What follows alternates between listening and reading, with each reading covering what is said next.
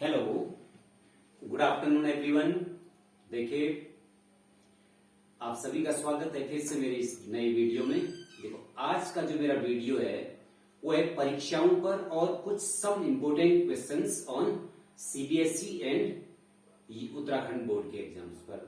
अब क्या है कि आने वाले समय में उत्तराखंड बोर्ड और सीबीएसई बोर्ड के परीक्षाएं होने वाली हैं, तो उसमें उत्तराखंड बोर्ड से इतर अगर हम बात करें तो सीबीएसई कुछ विद्यालय जैसे अटल उत्कृष्ट वाले विद्यालय या सीबीएसई बोर्ड्स के 15 फरवरी से उनका स्टार्ट है। तो इसमें मैं कुछ क्वेश्चनों पर थोड़ा सा डिफरेंस रहता है उत्तराखंड बोर्ड और सीबीएसई में। सीबीएसई में कुछ क्वेश्चन कॉम्पिटेंसी बेस्ड पर, योग्यता पर आधारित होते हैं, जो स्किल बेस्ड, दक्षता पर। आपको उसमें थोड़ा सा फॉर्मूले से इतर सोचना पड़ता है कि यानी कि अगर आपको उन्हीं फॉर्मूले को जो एनसीईआरटी बुक के ही फॉर्मूले हैं, उन्हीं को कुछ क्वेश्चनों में थोड़ा सा उन्हें क्या करता है कि मॉडिफाइड करके या थोड़ा सा अपना माइंड, अपनी स्किल लगा करके उनको आप यूटिलाइज कर देते हैं। फंडामेंटल बेस तो वही रहता है, अगर आपको एक फॉर्मूला यूज करना है तो वही फॉर्मूला प्रयोग होगा, बट आप उस फॉर्मूले को कैसे उसमें प्रयोग करते हैं, सीधा प्रयोग नहीं करना है। कहने का मतलब है कि इधर से काम नहीं पकड़ा तो ऐसे घुमा के पकड़ सकते हैं, है ना। तो आपको थोड़ा सा प्रश्न को पहले ध्यान से पढ़िए और उसमें हमको ये देखिए कि कौन सी चीजें नॉन है, ज्ञात हैं, और कौन सा हमारा टारगेट है।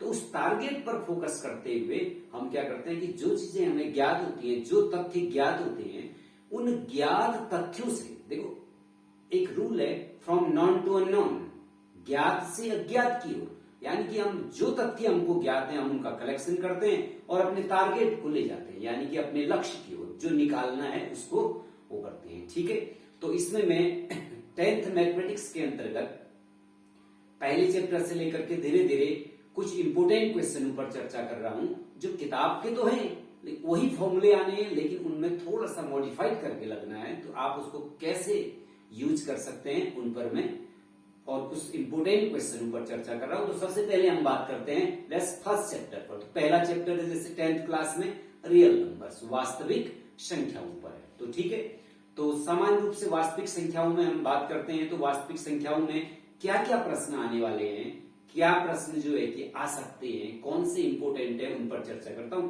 तो पहले बार हम बात करते हैं, सबसे पहले फर्स्ट चैप्टर हमारा है आपका रियल नंबर्स। ओके, तो रियल नंबर्स पर मैं जो पॉइंट्स पर चर्चा कर रहा हूं, तो पहला है आपका, देखिए रियल नंबर से एक क्वेश्चन जरूर इस टाइप का आना है कि या तो सिंगल में दिखाइए कि √5, √3 या √2, ये जो है एक रेशनल नंबर है, सॉरी इरेशनल नंबर है, अपरिमेय संख्या है।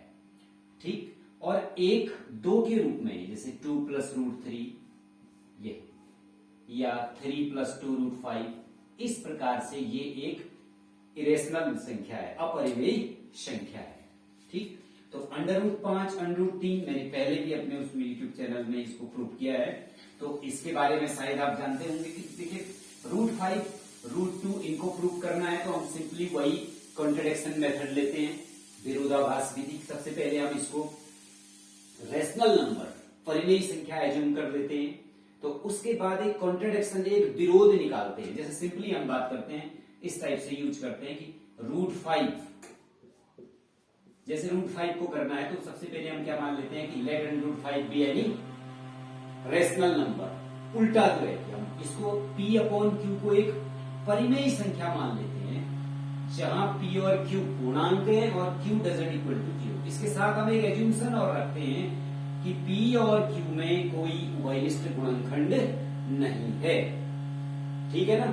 फिर उसके बाद ये हमारे पास सबसे मेन पॉइंट है, P एंड Q में कोई उभयनिष्ठ गुणनखंड नहीं है, no any common factor. It means in another words we can say that they are coprime, या ये कोप्राइम है। Coprime means सहअभाज्य। सहअभाज्य किन्हें कहते हैं? जिनमें कोई भी उभयनिष्ठ गुणनखंड नहीं होता है, एक्सेप्ट एक के अतिरिक्त कोई उभयनिष्ठ गुणनखंड नहीं होता है, तो वो सहअभाज्य संख्याएं ये। फिर उसके बाद हम क्या करते हैं, दोनों का स्क्वायरिंग कर लेते हैं, P/Q² = 5Q², 5 आ गया। उसके बाद Q² को आप इधर मल्टीप्लाई कर लेते हैं तो P² = 5Q²। अब आप बोलते हैं पी स्क्वायर का एक फैक्टर 5 है, क्यों है? क्योंकि इससे इसको मल्टीप्लाई हुआ है। तो अगर पी स्क्वायर का एक फैक्टर 5 है तो पी का भी एक फैक्टर 5 होगा। फिर उसके बाद पी को p is equal to 5 into k या 5 इंटू एम आप इसी में रख देते हैं, तो आपके पास क्या आ जाता है कि p के बदले 5 के रखा तो 25 के square is equal to 5 q square. 5 से 5 काट देते हैं 25, तो 5 के स्क्वायर बराबर क्यू स्क्वायर आ जाता है। तब आप क्या बोल देते हैं, क्यू स्क्वायर का एक गुणनखंड 5 है तो क्यू का भी एक गुणनखंड 5 होगा। यानी कि आपके पास ये आ जाता है कि P और Q में 5 उभयनिष्ठ गुणनखंड है। बस यही पॉइंट्स आपका कॉन्ट्रडिक्शन हो जाता है। P और Q में उभयनिष्ठ गुणनखंड 5 है, जबकि आप पहले बोल रहे थे P और Q में कोई उभयनिष्ठ गुणनखंड नहीं है। तो दिस इज ए कॉन्ट्रडिक्शन, ये एक विरोधाभास आ जाता है। तो ये विरोधाभास क्यों उत्पन्न हुआ? क्योंकि हमने गलत कॉन्सेप्ट माना हुआ। तो हम लिख देते हैं कि हमारी परिकल्पना गलत थी, अतः P अपॉन Q जो है अर्थात √5 एक इरेशनल नंबर होगी। ठीक है ना? तो ये मेथड हम पहले भी, इसलिए मैंने शॉर्ट बताया कि ये लगभग बच्चों को आता है, लेकिन नंबर 1 इस टाइप का क्वेश्चन जरूर आना है। एक इस टाइप वाला t+3 + 2√5 है, तो इसमें भी आप कॉन्ट्रडिक्शन मानोगे कि माना 3 + 2√5 एक परिमेयी संख्या है मान लोगे, तो P अपॉन Q एक परिभाषा से देखो लिखने का मेथड बहुत ही मायने रखता है। आप कैसे लिखते हैं, कैसे प्रेजेंट करते हैं, ये सबसे बड़ी बात है। तो कैसे प्रेजेंट करोगे? सबसे पहले जैसे आपका ये क्वेश्चन आया है तो आप पहले लिखोगे सॉल्यूशन, फिर लिखोगे let 3 + 2√5 be a rational number, माना 3 + 2√5 एक परिमेयी संख्या है। फिर लिखोगे according to definition of the rational numbers, परिमेयी संख्याओं की परिभाषा से P/Q बराबर इतना। क्यों लिखा? क्योंकि भाई परिभाषा कहती है कि जो परिमेय है वो P अपॉन Q के फॉर्म का होगा। तो उसके बाद यहाँ पर लिखोगे आप P और Q पूर्णांक है, Q डजंट इक्वल टू 0। अब उसके बाद आप सबसे बड़ी बात इसमें कॉन्ट्रडिक्शन लाने के लिए, जो आपके पास अपरिमेय संख्या यहाँ आ रही है अकेली √5, इसको एक साइड छोड़ देना है। तो आप 3 को यहाँ ले आएंगे तो क्या आएगा, P अपॉन Q - 3 बराबर 2√5। अगली लाइन में ये मल्टीप्लाई आप इसका पक्षांतर करोगे तो बट्टे में आ जाएगा, तो P अपॉन Q - 3 अपॉन 2 बराबर √5। ये यहां तक आपको लाना है। यानी कि आपका टारगेट क्या है, व्हाट इज योर टारगेट? जो रूट वाली संख्या है, जो इरेशनल है, उसको आपको अकेला छोड़ देना है, सिंगल बनाना है।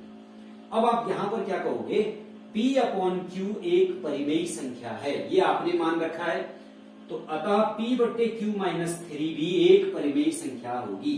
सो P - Q/3 upon 2, P upon Q - 3 upon 2 भी एक परिमेयी संख्या होगी। अर्थात इस साइड परिमेयी संख्या आ गई। कैसे बोलोगे? P upon Q is a rational number, so P upon Q - 3 will also be a rational number. Then P upon Q - 3 upon 2 will also be a rational number. But √5 is a rational number. लेकिन √5 क्या है? एक irrational है, अपरिमेयी संख्या है। तो this is contradiction, बीच में बराबर का चिन्ह है ना, तो इधर वाली संख्या आपकी परिमेयी आ जा रही है, रेशनल आ जा रही है, इधर वाली अपरिमेयी आ जा रही है। क्यों रेशनल हुई? क्योंकि आपने P अपॉन Q को रेशनल माना था, और आप किसी रेशनल में से रेशनल घटा देते हैं, सब्ट्रैक्ट करते हैं तो रेशनल होता है, डिवाइड कर देते हैं रेशनल से तो रेशनल ही आता है, यानी कि रेशनल्स की प्रॉपर्टीज है। तो इसीलिए यहीं पर आप लिख दोगे कि यह जो है एक कॉन्ट्रडिक्शन है, विरोधाभास है। क्यों विरोधाभास हुआ? इधर वाली परिमेय, इधर वाली अपरिमेय। तो अब विरोधाभास कैसे उत्पन्न हुआ होगा? आपके कॉन्सेप्ट से, आपके गलत कॉन्सेप्ट से। तो आप बोलोगे कि अतः हमारी परिकल्पना, हमारा जो और कॉन्सेप्ट था वो रॉन्ग था, तो इसीलिए 3 अपॉन 2√5 एक इरेशनल संख्या होगी। ओके, तो ये आपका इस प्रकार से हम इसको प्रूव करेंगे। तो पहला पॉइंट ये आ गया, ठीक है ना। तो एक क्वेश्चन तो ये जरूर आना है। दूसरा क्वेश्चन जो है कि एलसीएम और एचसीएफ से संबंधित, मोस्टली इस टाइप के क्वेश्चन में एलसीएम इंटू एचसीएफ बराबर फर्स्ट नंबर, जैसे दो नंबर है आपके पास ए इंटू बी, तो A into B first number into second number, अर्थात दो संख्याओं का गुणनफल बराबर उनका लॉसो और उनका मोसो। इस पर भी एक क्वेश्चन जरूर आएगा। जैसे थोड़ी देर के लिए हमने ये मान लिया, हो सकता है इसको कुछ एक्स के रूप में दे दे। जैसे सपोज करो आपसे ऐसा क्वेश्चन बोल दिया, LCM of x into 18 equal to जैसे 36 बोल दिया, and HCF of x and 18 same is equal to कोई भी संख्या बोल दी, जैसे आप सपोज कर लो कि 3 आ गया, then find the value of x। तो आप यहां पर क्या करोगे, संख्याओं का गुणनफल बराबर लॉसो गुणा मौसो, तो x इंटू 18 बराबर 36 इंटू 3। तो x बराबर क्या आ गया 36 इंटू 3 अपॉन 18 से 2 टाइम काट दिया तो 2 3 जा 6 आ गया, तो x की वैल्यू 6 आ गया। ओके, तो थैंक्स। तो आगे वीडियो में हम और इंपोर्टेंट क्वेश्चन पर चर्चा करेंगे। ओके।